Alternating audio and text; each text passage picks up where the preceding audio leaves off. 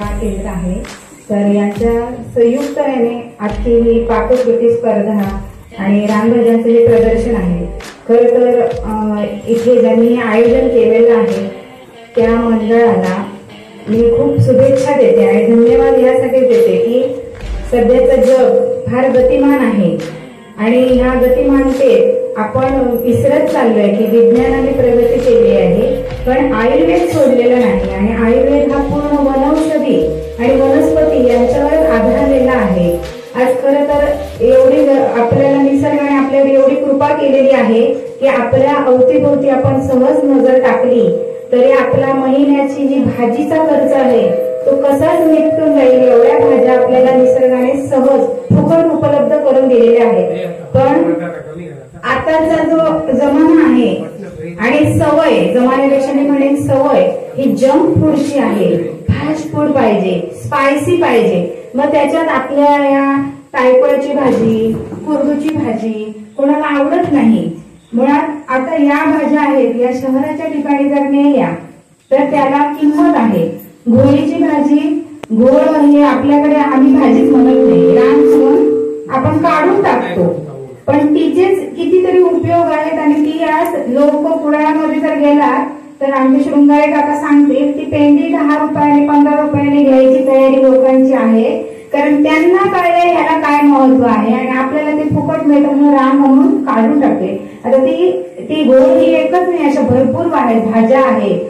कुठलीच बाजारातली भाजी नाही, गवार वगैरे ही नाही, त्या कशा मिळवतात म्हणजे ती आवड आहे त्याच्यामुळे शोधत पण आहे। तर मुंबईहून आलेला जर शोधू शकतो तर आपण इथेच राहतो। तर माझं तुम्हाला म्हणजे कळकळीची विनंती आहे की आपण व्हॉट्सअप वगैरे वापरता तर इतके व्हिडिओज आहेत की आता आपलं संपलं, आपलं काय आणखी थोडी वर्ष जगणार आणि संपून जाणार पण आपली जी मुलं आहेत भावी पिढी आहे ही सक्षम झाली पाहिजे की जिने या देशाचा डोलारा समर्थपणे सांभाळला पाहिजे। तर सगळ्याच गोष्टींची वाढ ही पोटातून सुरू होते।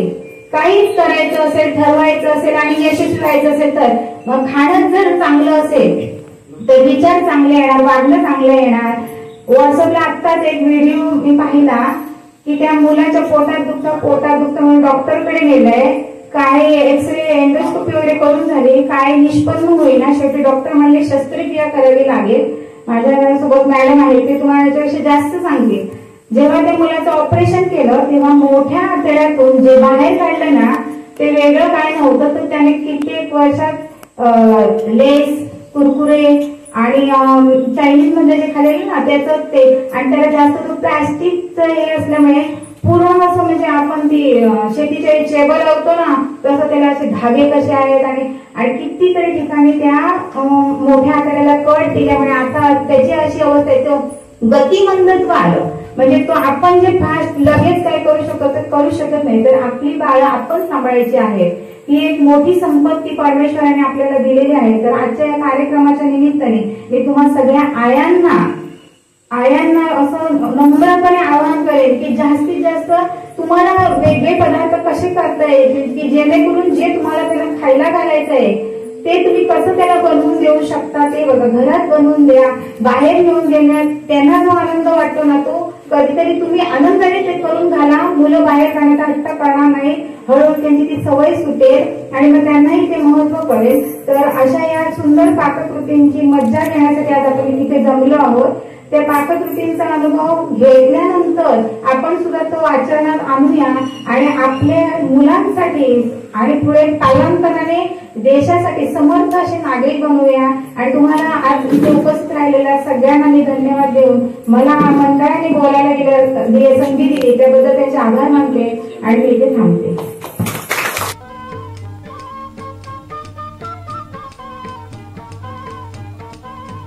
काना मुळा भाजी हो, काना मुळा भाजी अवघी विठाबाई माझी, अवघी विठाबाई माझी। लसूण मिरची कोथिंबिरी, लसूण मिरची कोथिंबिरी अवघा झाला माझा हरी, अवघा झाला माझा हरी, काना मुळा भाजी हो, काना मुळा भाजी, अवघी विठाबाई माझी, अवघी विठाबाई माझी.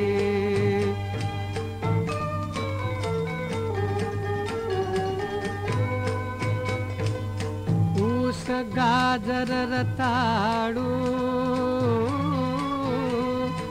ऊस गाजर रताळू, अवघा झाला से गोपाळू, अवघा झाला से गोपाळू, अवघा झाला से गोपाळू, मोठ नाडा विहीर दोरी,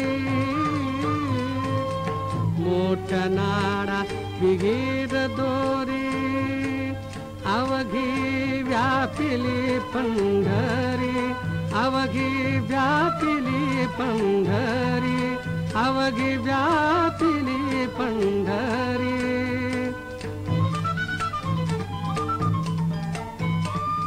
सावता म्हणे केला मळा हो, सावता म्हणे केला मळा, केला मळा, विठ्ठल पायी गोविला गळा, विठ्ठल पायी गोविला गळा, विठ्ठल पायी गोविला गळा.